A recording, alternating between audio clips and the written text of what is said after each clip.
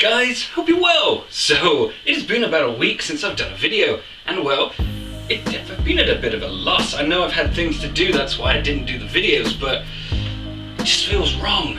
So, we're back, we're doing videos. Now, instead of doing a bottling video, which I really have to do, I've got a few of them that I need to get done, we're going to be making something today, because, well, it's kind of a celebration of being back after a week. Had a birthday, got old, that type of stuff.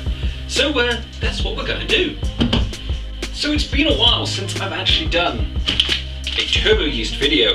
Now, the last video I did, I used the Turbo Pure. Very fancy, very fine. Creates 14% alcohol in 5 days. And, well, it's a better yeast because it brews slower. Now, my plan is to use the Turbo 48 yeast. Regarded as the worst yeast ever. You can get a group of homebrewers together and they pretty much all say the same: it's terrible stuff. This is because it's got high heat, it ferments stupidly fast, and it always goes up to the maximum possible alcohol tolerance it has. So I'm going to apply some homebrewing rules and we're going to try and make a chocolate mead, but turbo. Could work. So I know what you're thinking, this is going to be a terrible idea, but in theory it will work. Turbo yeast is normally a hot fermenter, which means it's going to get a lot more off flavors and fusel oil. That's why with the Turbo Pure it comes with the carbon and all the rest of it. So if we lower the alcohol down to around 10%, say, we shouldn't have the problem of stressing the yeast, so it shouldn't produce that many fossil oils and all the rest of it. And if we also ferment it a bit cooler, it will take a bit longer. But still, if you can brew at 10% alcohol in, say, a week, that's still pretty damn fast. Still pretty fast. So that's the plan. So what I've picked up is some of my faithful old honey. This is the set honey. It's just because it's got less moisture in it. Just nothing fancy about it. The thing that makes this fancy is organic cocoa nibs. I was thinking about using chocolate powder, but I haven't used these. It's used quite a lot in beer brewing, so I thought, well, let's see if it makes a half decent mead. Because, well, I like mead and I like chocolate. Put them both together should have something pretty good. Let's begin. So the first step in our recipe is to stick our set honey in a water bath. Now, if you're using runny honey, you don't have to do that. But the set honey has the consistency of cement and it's a pain to get out of, well, the jar. So once it's in the hot water bath, it's time to move on to the cocoa nibs. Now, I chose cocoa nibs instead of dark chocolate because, well, they have a couple of advantages. They're not just chocolatey, they're also nutty and kind of fruity. It's the husk, it's like the whole bean that have been roasted and ground down, so it's the whole cocoa thing. And it's organic, so who can go wrong? So in beer brewing, it varies from 4 ounces to 6 ounces to, as many as you like.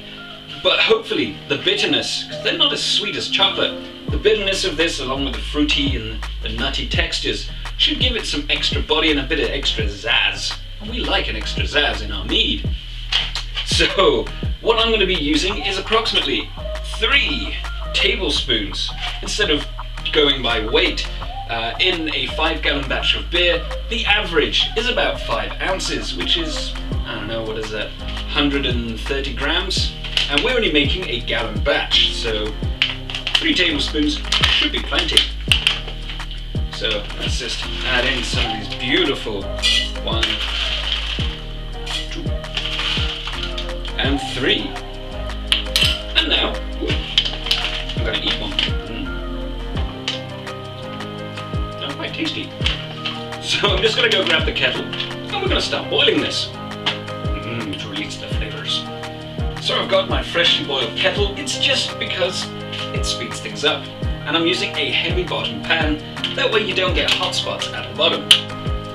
So in goes some water. At the minute it's not really as important as long as you're, well, under about 4 litres, so just stick that in there. And now I'm going to boil it for, let's say, 10 minutes. See you in 10 minutes.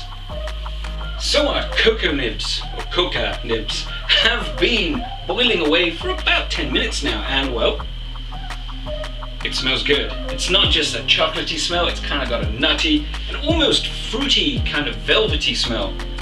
I'm not going to complain. It also has changed the color completely. It's a brown color, which kind of represents chocolate. Ooh, don't throw that everywhere. So, since I've got this on the boil, and well, the honey that I'm using is set honey, and it is cheap honey, you don't have to worry about the flavors or anything like that, I'm going to be adding it into this beautiful, lovely pan, just for ease. It's going to save a lot of faffing about trying to add it into cold water. Plus it means we can pitch sooner, so leave that in there for a minute. Let us add the honnoir. Got my spatula. Don't have to worry about being sterile at the minute. I've got my demijohn in the background being sterilized, but since this is boiling, don't have to use sterilized utensils, just clean ones. So, ooh, that's actually coming out pretty easy. There we go.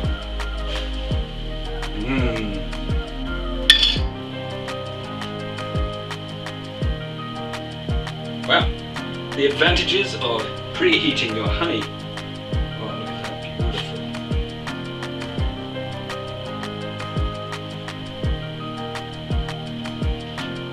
And now for the excess honey, I can just rinse that out with hot water and I can have a little bit for myself.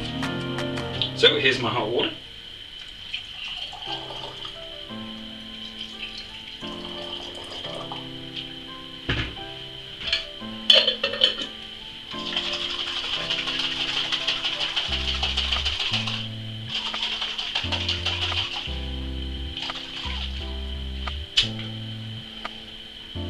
Smells like honey.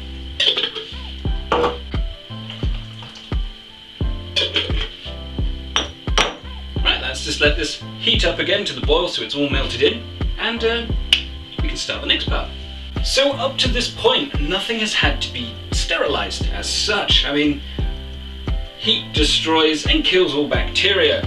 Pretty much a long boil. 10 minutes, definitely long enough to do that. So I've gone ahead and I've cleaned my side with bleach so I can put my equipment down. I have scorched my funnel using boiling water because, well, that also sterilizes and it saves having to mess around with rinsing. My demijohn has been sterilized, and as you can see, I have filled it halfway up with ice cold water from the tap. And I've also got my hydrometer, which is sitting in water, but it was also sterilized inside my demijohn because, well, why waste all that lovely bleachy goodness? So this is the fun bit. Now you can let this cool down and then add it in, but I'm impatient. I know that this is only about 1.5 liters, and this is a 5-liter container, so all I have to do, in theory, is put the funnel over the top because I spill everything, and pour this lovely honey chocolate solution into the demijohn. Wish me luck. Now I'm not going to strain out the lumps because I'm going to brew it on the pulp, so to speak. And in theory, that cold water should counteract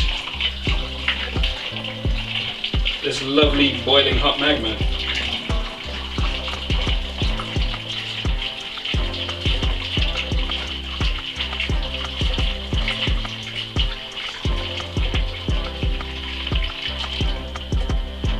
Now that has never happened before. And yeah, it's just warm, it's not boiling anymore. So I'm just gonna take the last little bit of my chocolate chunks and I'm gonna add some cold water to it so I can rinse out and get every last drop of the tastiness. Last little bit. And there we go. I can put that down now. No need for anything else. And get rid of my funnel, and actually it's just slightly warm. It's not boiling hot, it's not enough to melt the plastic. So that worked out really, really well. So I've got my hydrometer. Let's pop she in. And let's see what the potential alcohol should be once it stops bobbing. So the hydrometer has stopped moving. Oh yes. And on here it is reading right at the 9% mark. Yeah, let's just double check. It's even got a lovely foam-esque, well, 9.5%. which works out as roughly 1.060-ish. It's pretty much close to 9.5%. That tastes good. Chocolatey. So we don't need this anymore. Now because we're using our turbo yeast, and it comes in a mighty big packet, it already contains all the minerals, all the vitamins, everything that's needed for brewing. So I've got my 1 tablespoon selection thing here. My sterilized scissors, because you know I'm OCD like that. And in it goes. And instead of adding the whole packet, I am actually going to take 2 tablespoons of our lovely mixture. It's probably a little bit overkill, but that's cool. And that should, in theory, be about the right amount for a 1 gallon batch. There we go. So, it's started. We've begun. So all I've got to do is put my lid on like so. There we go. It's loose on there. It's not going to go anywhere. And in theory, this should take about a week, maybe a week and a half. And we will end up with some tasty loveliness. In theory, we don't know. So, I really hope you enjoyed this video, guys. Don't forget to check out some of the other ones and, well, subscribe if you feel like it. Carry on homebrewing, guys. See you later. Chocolate mead.